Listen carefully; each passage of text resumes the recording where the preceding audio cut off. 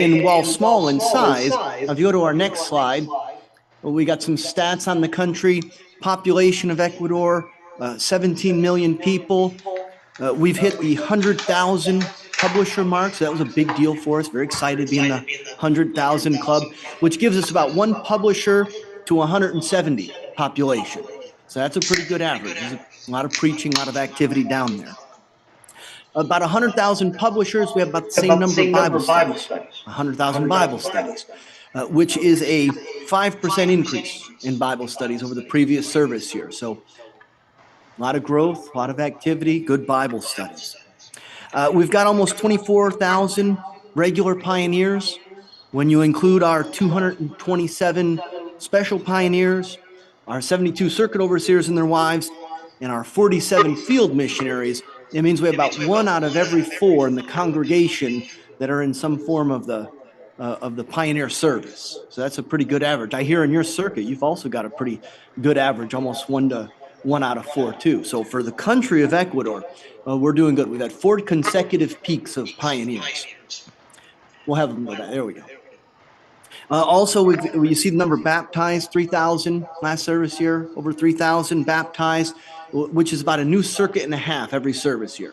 So as there's growth, circuit and a half means new congregations, new bodies of elders, and more circuit overseers for the field. Now, we didn't want to just throw out stats at you. We wanted to give you some experiences.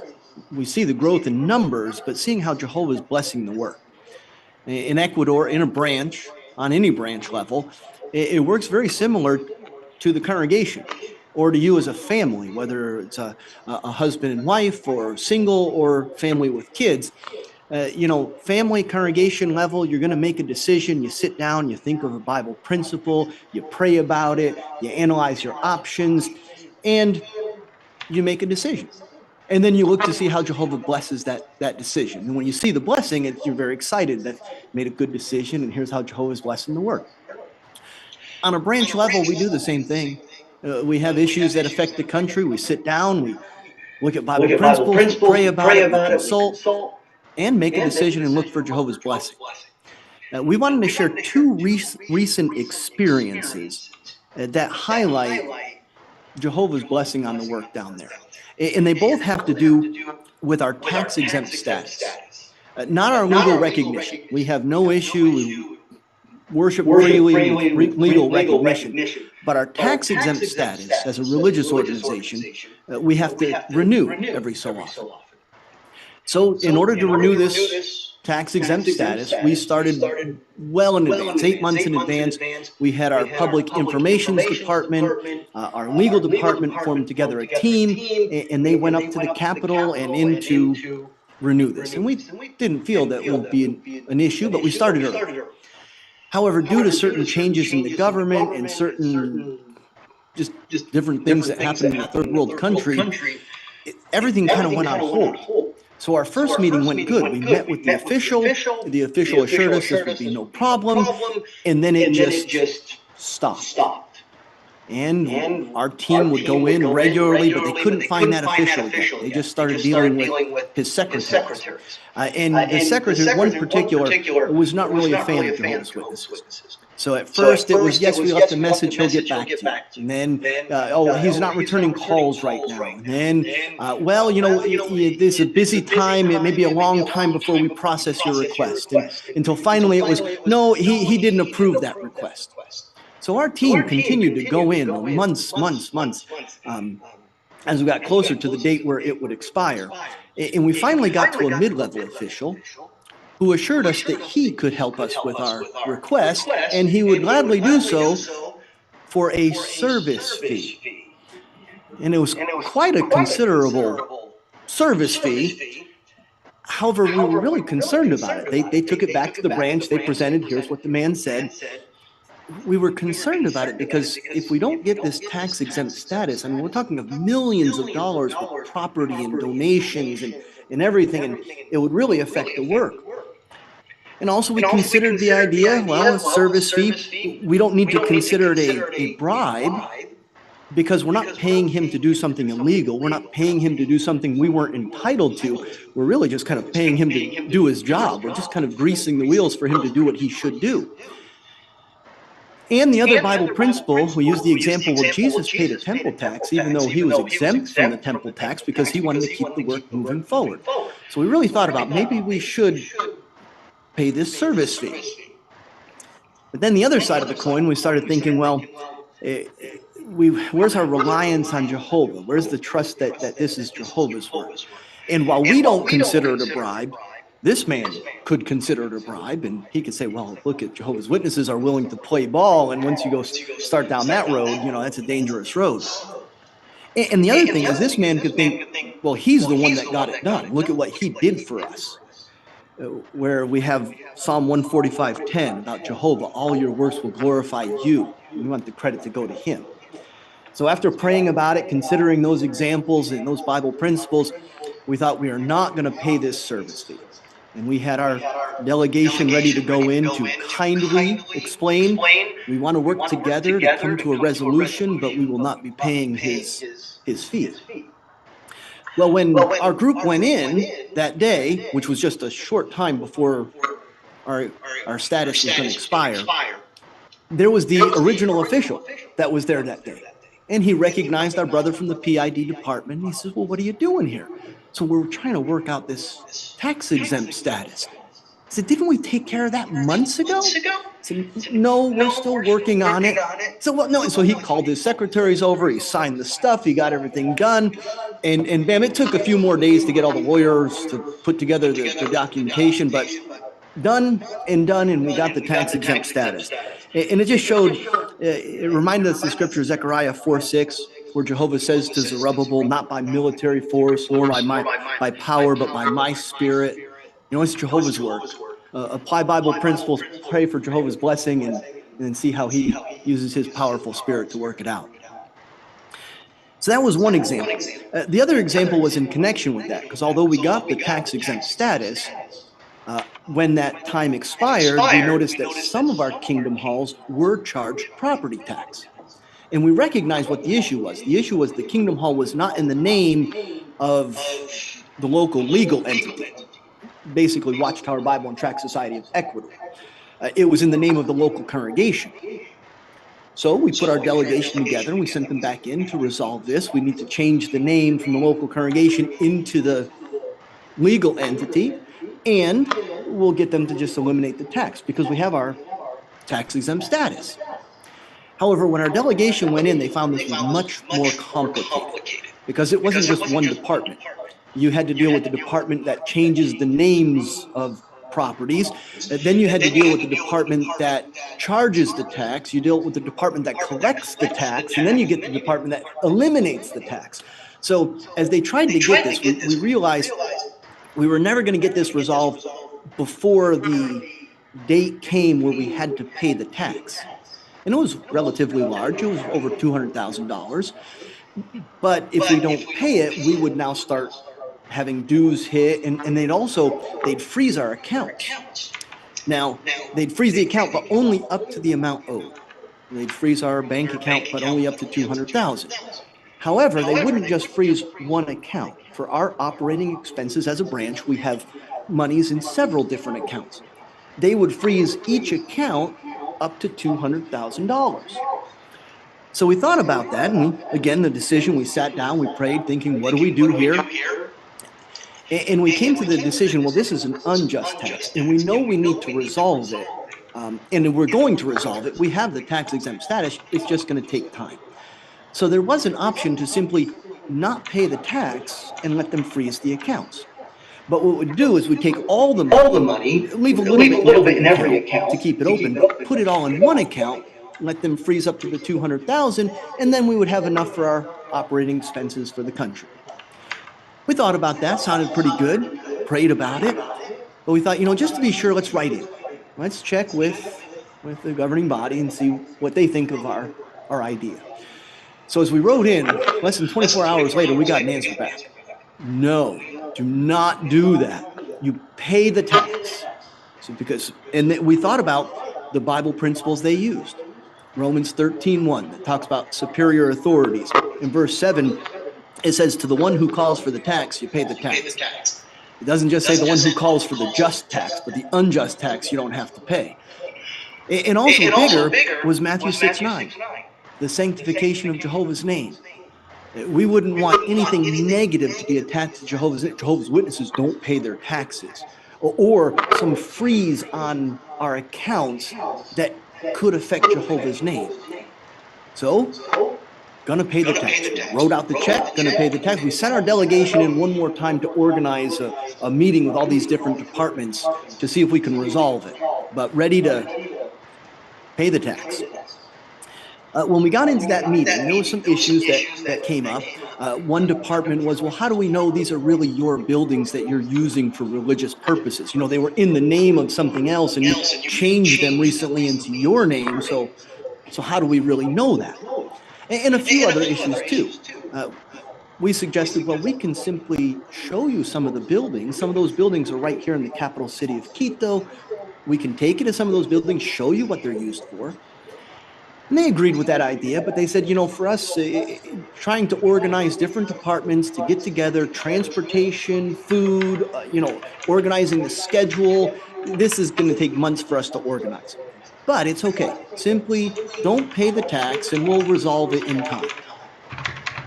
Well, we told them no. We're going to pay the tax. We'll pay it today if we have to. We got the check ready. However, if it's just a logistical thing of how to move people around and provide a meal and a schedule, we could take care of that. For a government agency, some 15 people trying to get vans together and feed them a meal might be a big deal. But for us, we're building assembly halls, we're conventions of 50,000 people. A couple of vans and a meal for 15 people, that's easy. So we'll take care of it. A couple days later, we organized it, we scheduled it so we'd bring them to one of the kingdom halls so that they can see what it's used for. We bring them to the first kingdom hall. It was a kingdom hall, and we had our LDC group attached to that kingdom hall. They had some residences there. And we brought them there about the time where they had the meeting for field service. So we get in there and they see the meeting for field service going on, and they ask, well, what's going on here? We explain, well, they're organizing a group. They'll go out into the local community. They'll offer free Bible studies. They'll help people to apply Bible principles. They'll offer to educate people on parents, citizens, economy, good business, etc. So very impressed. And afterwards, they said the prayer, the friends got up, everybody shook their hands and greeted them and how great to see you. And then we took them over to the LDC reps home. In the LDC reps home, now they had the big meal spread up. You know how the sisters put out the big meal, and they thought it was just so impressive, and they ate. And, the brothers had like all their prints and designs up, and they were making phone calls. Yeah, we've got this pour going on. We're going to need 40 volunteers over here. And it just didn't take them more than a couple of visits to a couple of places. And they said, nope, we don't need to see any more. Yep, this is good. Used for centers of religious education and building centers of religious education in the community. So they wiped out the tax, and that was it and done. That one to us, it proved the Proverbs 3, 5, and 6, where it says, trust in Jehovah and don't rely on your own understanding. As a branch, we prayed about it. We had Bible principles. We thought we had a good decision, and we consulted headquarters. And they really gave us good direction, different than what we thought. And that's just the example. You pray for direction, but you consult with the elders, with those with experience, or any information that comes with headquarters, and that's always going to lead to Jehovah's blessing. So those were a couple of experiences we wanted to share, not just numbers about the work, but seeing how Jehovah's blessing the work. Our branch office is there at the city of Guayaquil on the coast, hot and humid. We have 167 Bethelites at the branch and 161 commuters that support the work. Right now, we're in the middle of a big construction project. We're 1 year into a 3-year project, and it's probably going to extend a little bit more than that. So between our construction servants, which come from other countries, and they'll be there for the length of the project, the 3 years, there's about 45 of those. Between that group, our short-term construction volunteers, and our construction commuters, we have 178 in the construction family. So A lot of activity going on. Now, those are examples there. If we go to our next slide, we talk a little bit about the diversity in the country. We have, outside of Spanish, we preach in 9 indigenous languages. I say 9, we include Ecuadorian Sign Language. Technically not an indigenous language, but one of the languages we print in. Currently, we're working on the Bible in 3 of those languages. Right here, this is our largest translation home. We have 65 Bethelites, 31 commuters. No, sorry, that is reversed. We have 31 commuters, 31 Bethelites, 65 commuters through our RTOs. This is up in the mountains, up in Otavalo. This is our largest. Our next slide. This is another RTO we have working on the Bible publication. You can tell, although on the equator, up in the mountains, you're at 10,000 feet. So they wear the ponchos. It's cold up there. Also, we were able to recently travel to dedicate a new translation office / Kingdom Hall in Wamboya. That was way out in the jungle. From the branch, you had to go up the mountains, down the mountains, and out to the jungle, about 15 hours. And so here, our next slide, there is our new translation office. This is a perfect picture. Couldn't get better. It rains a lot out in the jungle. Rains, and so it's always rainbow, hot, humid. And so after one of the rains, one of our construction volunteers went out, snapped that picture. That became the cover picture for the dedication program. I mean, look at that. But this is a tiny, tiny little town. I mean, way out in the middle of nowhere. In the community, it serves the Shuar language, the Shuar community. They don't all live in this town. They live along the river, just little villages dotted along the river. But when they come out, this is the town that they come out to. This little Shuar community, the Shuar language, is really a dying language. There's only about 75,000 people in the world that speak this language, and most of them live in this tiny little area of Ecuador. The new generation of kids, most of them don't speak Shuar. They might speak it in the home a little bit, but they know they need Spanish to function in the community and in the country. So while grandparents speak it, parents relatively speak it, the newer generation don't. They don't have schools in the language. They hardly have anything printed in the language. And so when these people, when this community saw the attention we put into printing in Shuar, translating Shuar, and especially the videos, because again, not much written in the language, so not great readers, but the translating of our videos, the voiceovers in Shuar, that had a huge, huge effect. I mean, you had grown men in this Shuar community. These are the old headhunters. And so you had grown men brought to tears when they saw how much we respected their language. Because although a small community, they had a lot of pride. Not arrogant pride, but pride in their heritage, pride in their language, pride in their culture. And to see how much we were concerned about that, it really drew people in. So let's go a couple of pictures here. Our next slide. There is that little hut in the background. That would be a typical hut that they live in. This was in the parking lot of the RTO that they built the little hut. But that'd be typical of what they live in along the jungle. Next slide. There's the typical dress. Our sisters, those are 2 of our sisters that work at the RTO out in the ministry. Next slide. There's a group of our special pioneers and some sisters from the congregation that dressed up in the typical Shuar garb. Next slide. They're hunting with their blow darts. One of our local brothers teaching one of our RTO brothers, how to use the blow dart. Next slide. This is a group we came up from the branch. This is the typical dress. First time I ever gave a talk in a skirt and flip-flops. So I don't know if you're going to see that on the next broadcast, that they're okaying that. But again, showing respect for their culture. At first, I kind of thought it was a joke. I got there, the brothers were like, "Oh, you have to wear this." And I was like, "Really?" And I thought they were going to make fun, like I was going to put it on and show up and they'd all be in suits and ties and I'd be dressed like this. But, when they saw us that came out from the branch, that really meant a lot from them, that we respected their culture and their dress. Next slide. There's a group of young ones there. This little building, they made this model of what the old Kingdom Hall looked like. That's all it was, is just a little stick building with a metal roof. And now to see this, really this jewel in the community, really impressive. Next slide, there's some young sisters in their dress putting on a dance. Next slide. Part of their culture and their pride is in their food. And so here is a typical, the chantacuro. Chantacuro is, or it's gusano. It's like a fat worm or grub. And they love it. That's the delicacy. They grill it. Sometimes they eat it raw. I was not brave enough to eat it raw, but they grill it and you eat. And of course, we had to eat it because you can't show all that respect for their culture and community and not accept their food. So you eat the fat grub and then you wash it down with the chicha. We will not tell you what the chicha is. We'll leave it ever later. Next slide. In these little cups, part of their delicacies in the little white cups there are ants. They love the ants. They get the ants, they fry them up, and they eat them like popcorn. And the kids love the ants. The kids are sitting there like, okay, we're ready to, nobody wants any more ants. But the ants have a season.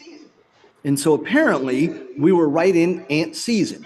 And what happens is they'll come out after a real heavy rain. Big heavy rain stops raining, the ants come out. So a little bit before the dedication, it rained, ants came out, all the friends went out to go hunting ants.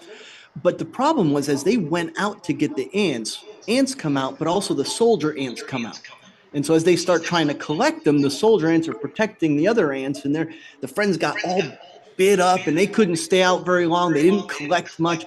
They even showed us pictures of like their shoes and their cell phones that the ants would bite and little bite marks out of them. So they were very disappointed. They didn't get ants for the dedication. A couple days later, another heavy rain. But of course they knew they just couldn't go out. The poor friends, even at the dedication, they bit up.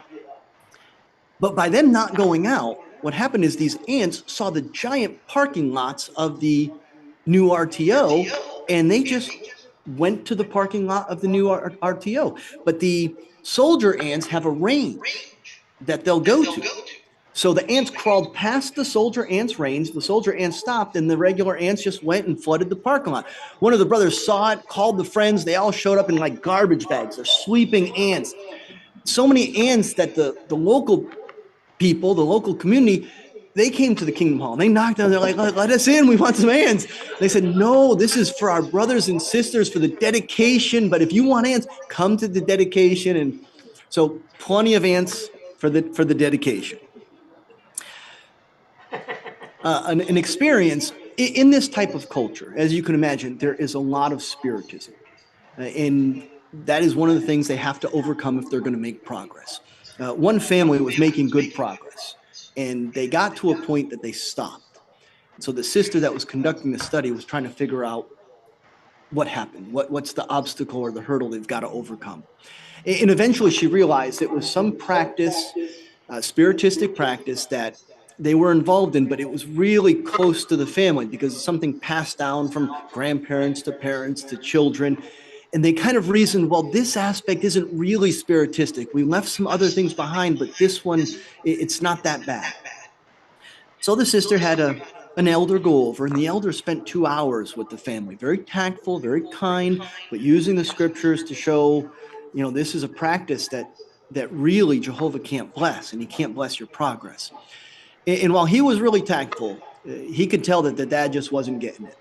And so after the conversation, the elder left, and a little bit later, the sister received a text message from the dad that at that point, they were no longer going to attend meetings. They were stopping their study. They were done. The sister respected that. She responded, very kind, and she'd respect that, but also reminding them, look at all the things Jehovah has done. Think about what you've learned. Think about the changes you have made, and Jehovah's blessing. And he didn't respond. That was it. But while he didn't respond, the next meeting, the kids showed up at the meeting. The 11, the 12, and the 5-year-old went to the meeting by themselves. It was a midweek meeting. They sat through it, and they went home. Now, we don't know what conversation happened from the kids or the parents when they got home, but a couple days later, the dad texted the sister, left a message for her, and apologized. apologized for his weakness, apologized to Jehovah. The sister wanted to apologize to the elder. That he was just so embarrassed that he just had that weakness and lack of faith. But explain, it was just a really hard thing to overcome. But they were determined. They're going to now keep going their study. They're going to attend the meetings, and they're going to have that strong conversation with the family that they are stopping that practice. So that family was there at the dedication, continue to make progress, and now two of the kids, not the 5-year-old, the 11 and 12, are on the school program, so participating in the midweek meeting. So a few experiences there. Our next slide there, okay, this is a good reminder because it's a transition slide. So this is nothing. But we want to talk a little bit about needs in the country. Our needs in the country are really brothers in the congregation. We have about 1,200 congregations, and we have 6,000 elders. That's an average of 5 elders per congregation, which doesn't sound too bad, 5 elders per congregation. But our distribution of those elders, like our distribution of pioneers, is not really balanced. So on our next slide, this is our distribution of pioneers, but it's similar with elders. You can see we have 7 major cities.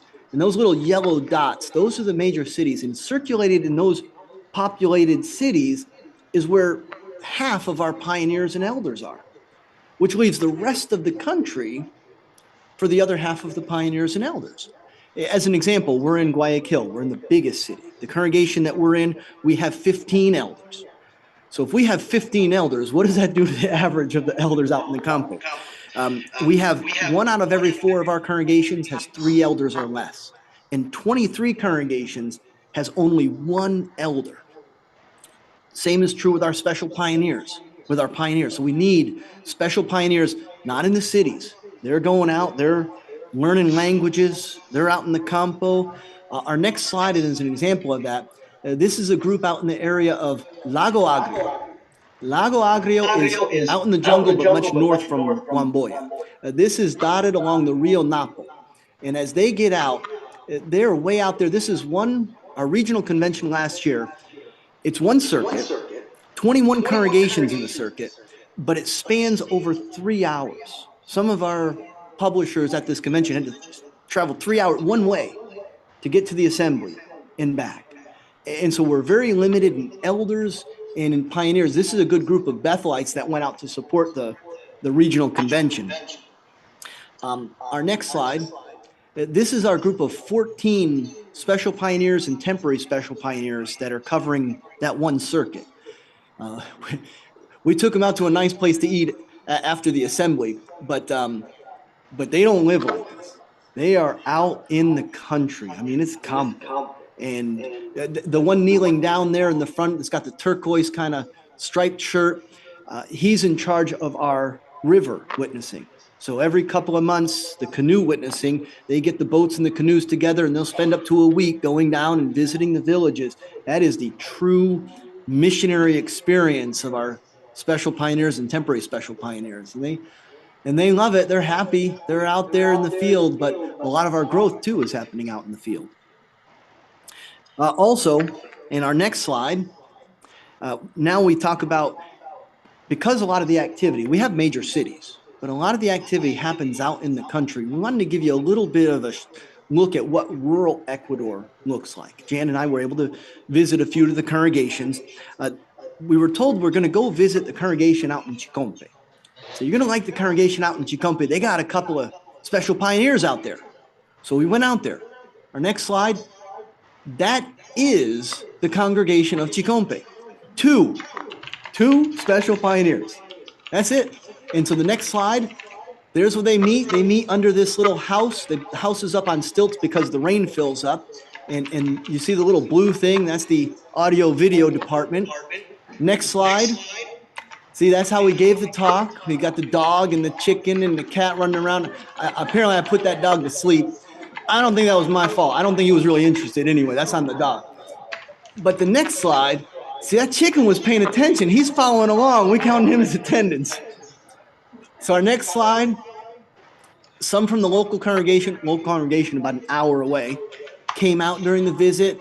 Next slide, there they are. That's how they crossed the river. Next slide.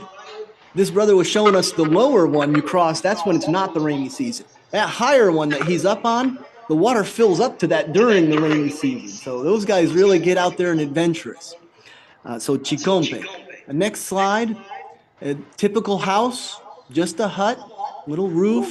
Next slide. There's where we stay. You get your little tent out there and you just pop it. Sometimes they have the bed, sometimes you pop it on the floor. Next slide.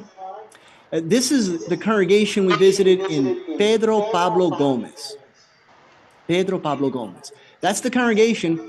Their kingdom hall is right behind them. It's in this old bodega for coffee beans. And it's not really dignified. It's just a dirty little old coffee bean storage spot. The next slide, that's what their kingdom hall looks like, the stage. They got their audio video department. Next slide. I took a picture of the floor because this is dirt floor.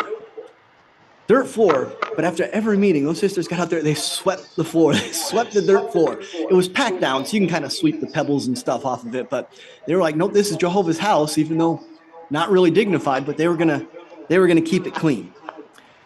So you can see, their appreciation for what they had, but you can also see the need for construction and kingdom halls and remodels in the country. We'll talk about that in a little bit. These areas are very different from the mountains because now you're up in the mountains. So you got coast, jungle, tropical, hot, humid, but the mountains come pretty stark up there. And the cities sit between 5,000 to 10,000 feet, and then the peaks and mountains go up from there. So that's a typical shot of the mountains. Next slide. There's a group of our pioneers out there just walking through, going from hut to hut or building to building. Next slide. You find somebody in the field and start preaching to them. Next slide. These kids, we went to one group for field service and we asked them, well, so where's the territory today? And they said, arriba, up. And that's it. We just went up on this little goat trail and you start preaching to people and working in the fields as it goes up the mountains. So next slide. Yeah, so there you go. That's a little experience, both mountains, jungle, coast, of how the friends live and what the ministry's like. But then like we talked about the construction teams. We have a lot of construction needs in the country. We have 5 teams that travel around, and man, they travel out. We love our construction team because they do not have an easy assignment. They'll go to an area and they'll live with the friends. Now I've heard that sometimes here in the States, when the LDC group comes in, they got the elders that go around and they like review the house and make sure, it's got everything specific for the LDC group to live in. We don't have that down there. They just stay where the friends stay with what the friends have. And so when they're out in the campo, they're just out. And they'll live there for 3 to 6 months, however long it takes them to build a kingdom hall. Usually a team consists of maybe 10 regular permanent members and 7 or 8 temporary members that would be there for the length of the project, 3 to 6 months. So they move into an area, they live with the friends, they build the kingdom hall using local help and support, and when they finish, they move to the next area. So, if you're a couple, maybe every 3 to 6 months, you're moving, living with people. There's not a lot of privacy, a lot of kids. You're sharing bathroom and, sharing kitchen, and they just go out there and do that. Our last service here, our construction teams built 13 new kingdom halls or major renovations. That doesn't sound like a lot. 13, 5 teams. Pedro Pablo Gomez, that was one of those. They got a new kingdom hall. However, we've had 168 minor renovations. The minor renovations would include chairs, air conditioning, sealing the building up in air conditioning, and especially screens and better sound, audio, video, because that has to do with the teaching. That's the bread and butter. So we've been focusing on having our teams go into areas, maybe only spending a few weeks setting that up and trying to get that focused on. So recently we got to visit a team. Our next slide. This is one of the teams out here. This was one up in the mountains. And then our next slide, we'll go visit the team. We'll spend a couple days with them. We'll meet with each of the members. Then we have a talk for everybody. And this is the group of, not just the team, but the group of local brothers and sisters that support them. Next slide. And then after the visit, we take them out. We take the team out for a nice meal. We try to show them the branch's appreciation.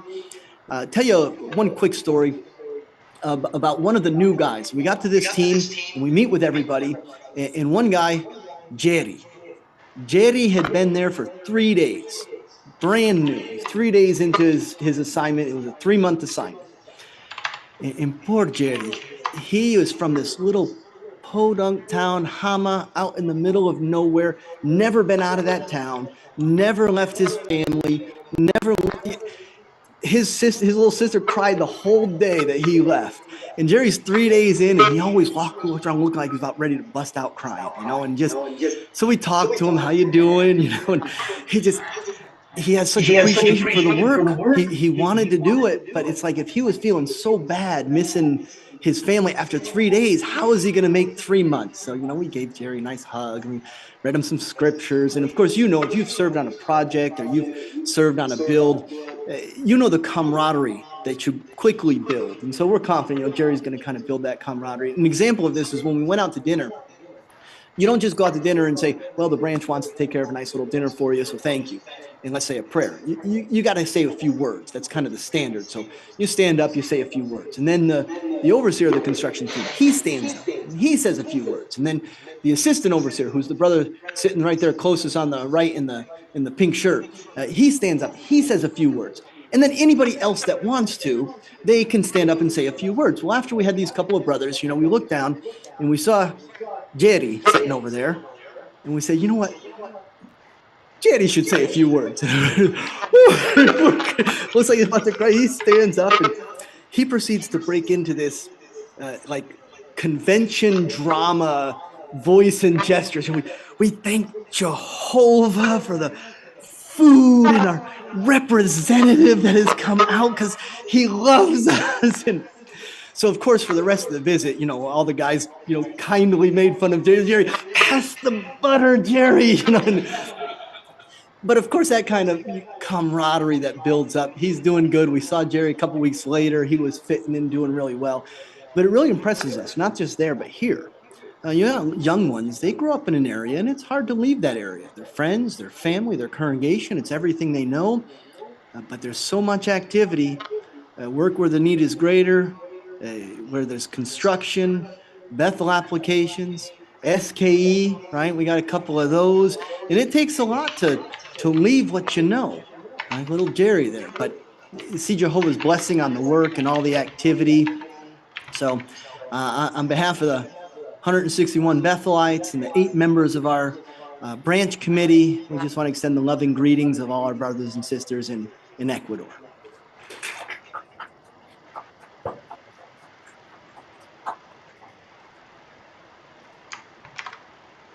Well, we already closed with prayer, so we're good. I said 20 minutes or so, but I stretched that out a little bit. Sorry about that, Mark. But yeah, thank you for your attention.